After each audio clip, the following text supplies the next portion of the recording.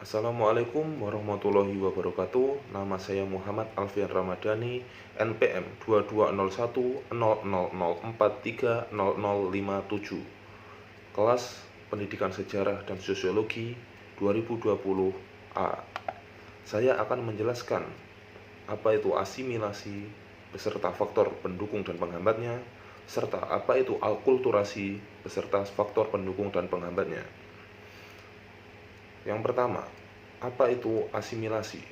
Menurut Siani L. dalam buku Khazanah Antropologi, dia menulis, sebagaimana yang dijelaskan oleh Suryono Sukanto, asimilasi merupakan proses sosial yang ditandai dengan adanya usaha-usaha yang mengurangi perbedaan yang terdapat antar individu atau kelompok masyarakat, yang meliputi usaha-usaha untuk mempertinggi kesatuan perilaku, sikap, dan proses mental dengan memperhatikan tujuan dan kepentingan bersama. Faktor pendukung asimilasi.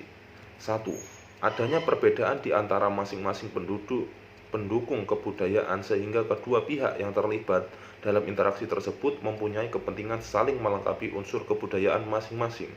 2. Adanya sikap menghargai budaya dan orang asing yang mau mengakui kelebihan dan kekurangan unsur kebudayaan masing-masing dalam proses interaksi sosial. 3. Sikap keterbukaan pihak yang berkuasa untuk memberikan akses yang seluas-luasnya dalam bidang pelayanan kesehatan, pendidikan, dan kesejahteraan rakyat bagi kelompok masyarakat pendatang atau minoritas. 4.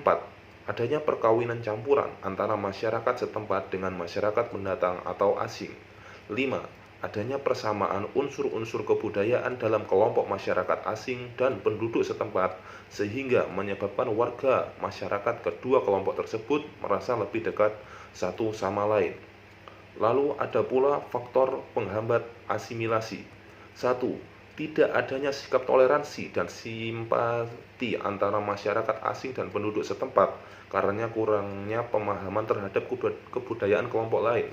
2. Perasaan dominan, yaitu lebih unggul begitu, dari individu-individu yang berasal dari suatu kelompok masyarakat terhadap kelompok masyarakat yang lain. Lalu yang ketiga, terisolasinya suatu kelompok masyarakat sehingga menghambat terjadinya interaksi sosial budaya dengan kelompok masyarakat lainnya. Kelompok masyarakat yang terisolasi akan mengembangkan pemahaman yang berbeda terhadap kebudayaan kelompok masyarakat luar yang dianggap asing. 4. Adanya in-group feeling atau perasaan yang kuat bahwa individu terkait pada kelompok sosial atau suatu budaya kelompok tertentu. Dan kelima, ada rasa takut terhadap kebudayaan kelompok masyarakat lain yang dianggap dapat merusak dan mengurangi kemurnian budaya masyarakat setempat.